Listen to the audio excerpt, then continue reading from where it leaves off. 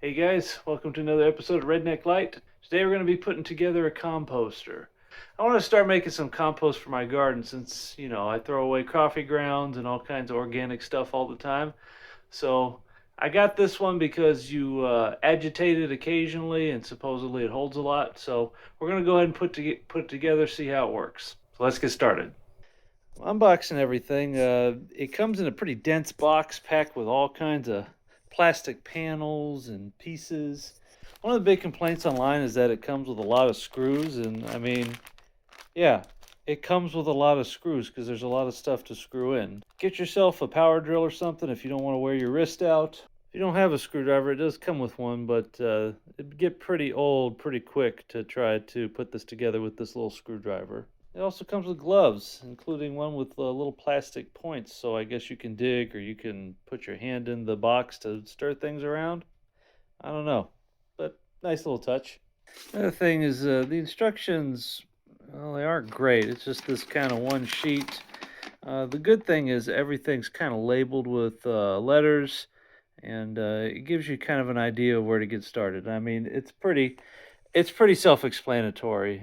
So first, to set up the stand, you got a bunch of these metal bits. The long straight one is for the composter itself, so you set that one aside. So you're going to have two sets of these right angles. Two of them are marked DD, two of them are marked CC. And the difference is the DDs have the male ends on both sides. The CCs have a male and a female end.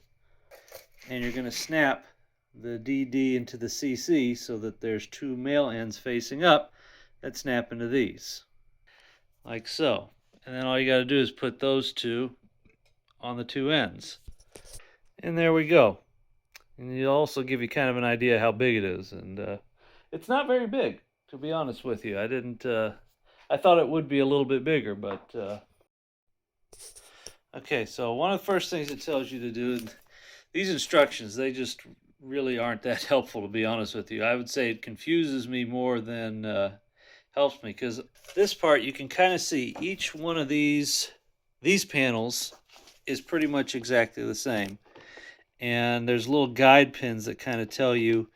So you see the two pins here, that's how they line up. And then you've got the two holes that line up here. You've got the end cap over here that's kind of the same idea. You've got screw holes that all kind of line up with those guide pins. All right, so like I said, all these panels fit in the same. They're attached with 3 screws along the edge here, and they line up only one way. Make sure when you're kind of lining them up that you don't have the lips, hit. Everything's lined up flush. You'll see there's nuts on the other end that kind of hold them together. Now, if you want to help yourself, get yourself a drill to drive the screws, just so you don't have to wear your wrists out. And then also, get yourself an 8mm socket. You don't need a ratchet or anything, but basically what you can do,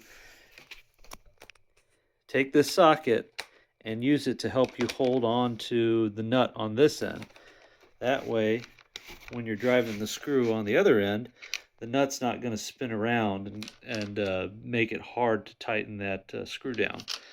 Now, I started with these first two. I think I'm going to start, now that I've got 2 of these together, I'm going to screw them onto the end caps, and then I can work my way around with all the panels.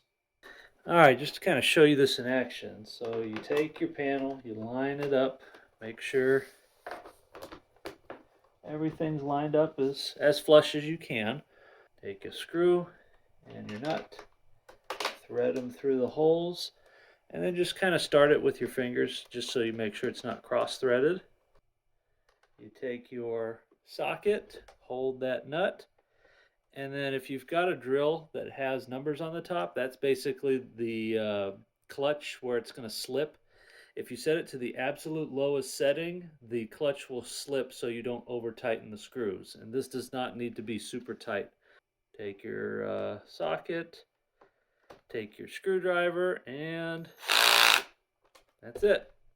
Do that a million more times and this thing will be put together.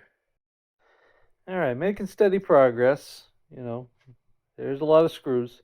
Once you get to this point, you want to put in the center divider, because if you get much farther than this, you won't be able to fit it.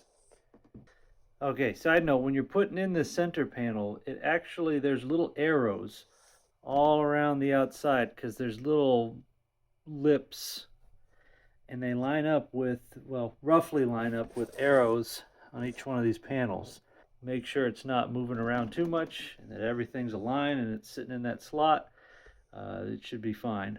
And there you go. It just sits in there. It's not supposed to seal. It just goes in the middle according to the manual.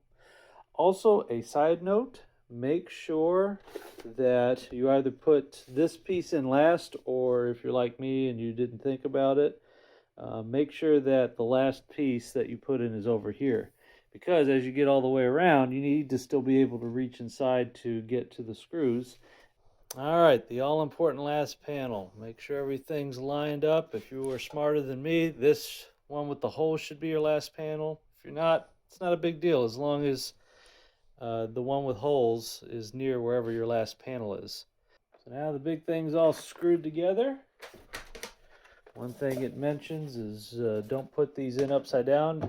You're not really able to, but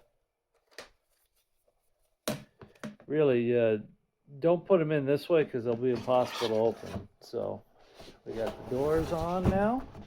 Next step is to put in the rod that it rotates around.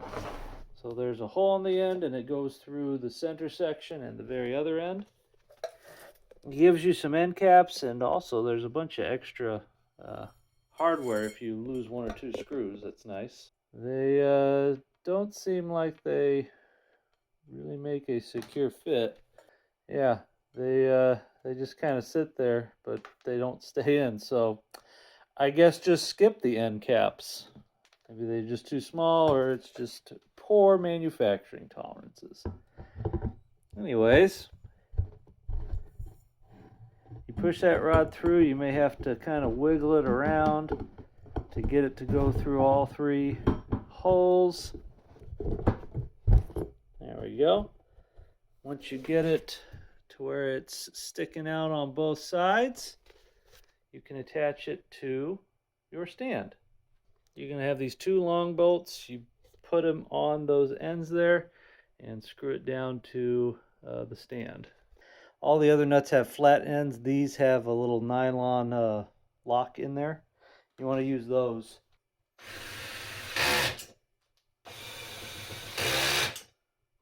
And there you have it. The big turning barrel.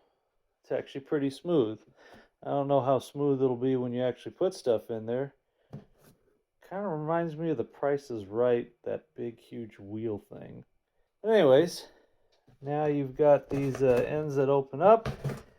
Whoops. Anyways, these ends open up. You've got two chambers. You can dump your stuff in there. Close them up. Spin them around. And then eventually you'll have enough compost in here where you can just turn it over, open it up, and empty it out into a cart or whatever you want to be able to move it around.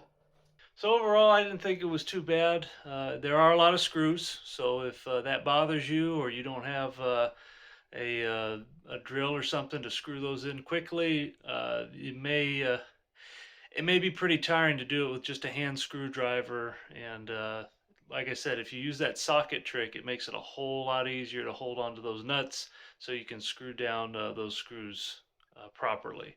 That took me about half an hour, 45 minutes to get through all of it. But overall, it's pretty good construction. I don't think I'm going to have a problem with it. So hope you enjoyed. See you next time.